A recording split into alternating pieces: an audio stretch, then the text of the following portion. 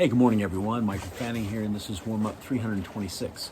And, I'm coming back to this book. So, the book, The Art of the Impossible, this is specifically chapter 5, and it's entitled Grit. But there was something in here that I thought was really interesting. So, when we think about excellence, right?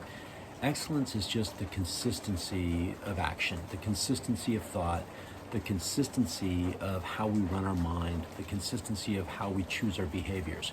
But he gave 3 areas in here that I think that are really important. He said these are 3 simple little tools that if you will really get good at and do on a regular basis, it's amazing how you can build that mindset, if you will, that allow the behaviors and the actions to benefit you.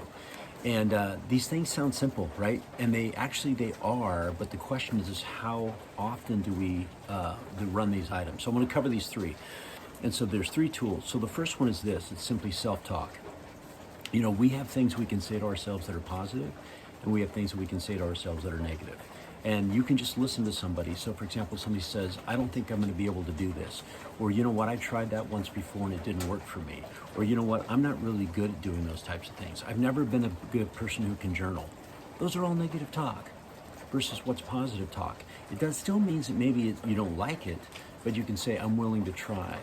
I haven't journaled in the past, but I'm going to try to journal more frequently. It's just changing the way you talk, changing the way you choose to use words. So I want you to get really aware of the things you say, because here's what I'll tell you. What you say to yourself has a profound impact on how you see yourself. So your self-talk directly impacts your self-esteem and your self-confidence. And we can say things that build our confidence up, and we can say things that break our confidence down. So I want you to think about that. Self-talk. Number 2, the power of gratitude. So think about the number of thoughts we have on any given day. Our brain is overwhelmed with thoughts, overwhelmed with the amount of thoughts that come into our mind. And we have this primitive brain still that still scans the world for the negative, right? And the ratio, by the way, on this, is basically 8-to-1. And by the way, I'm going to jump back up on self-talk. It's 3-to-1. So for every 1 negative thing you say, you need 3 positive things to counteract it. On gratitudes, when we get to gratitudes and we get to a power of our thoughts, it's an 8-to-1 ratio. What I mean by that is our brain, for every 1 positive thing we scan into our brain, will scan 8 negative things. Because our amygdala is that fight or flight mentality. So that thing says, hey, we got to keep you alive.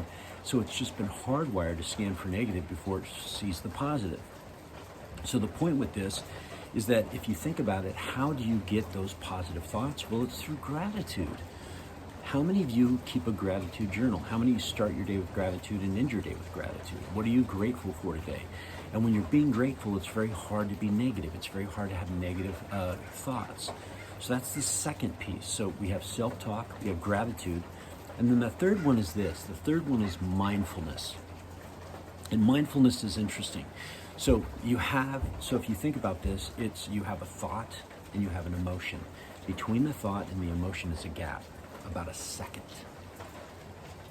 Being mindful is saying, what's my thought and what emotion is it creating? And is it that thought creating an emotion that's going to allow me to propel myself forward? Thought I heard somebody behind me. Allow me to propel myself forward to take positive action. So think about that. So think about how many thoughts. Just if you sit for a moment and just do a mindful exercise, just let your brain run. Just identify all the thoughts that come into your mind. Just identify all those thoughts, right?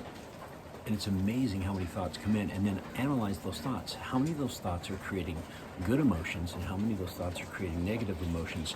And mindfulness is getting in that gap and being in that gap to say, wait a second, I can change my thought.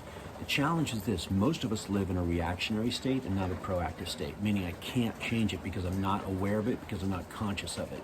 You have to become conscious of the gap and then be proactive in changing the thought to give you a different emotion. You guys, this stuff works. It works phenomenally well, but you got to be aware of it and you got to put it into practice. And also read the book, The Art of Impossible, Chapter 5, Grit. All right, everybody. And there was nothing back there, by the way. Anyways, make it a great day. Be awesome. Help somebody. Talk to you later.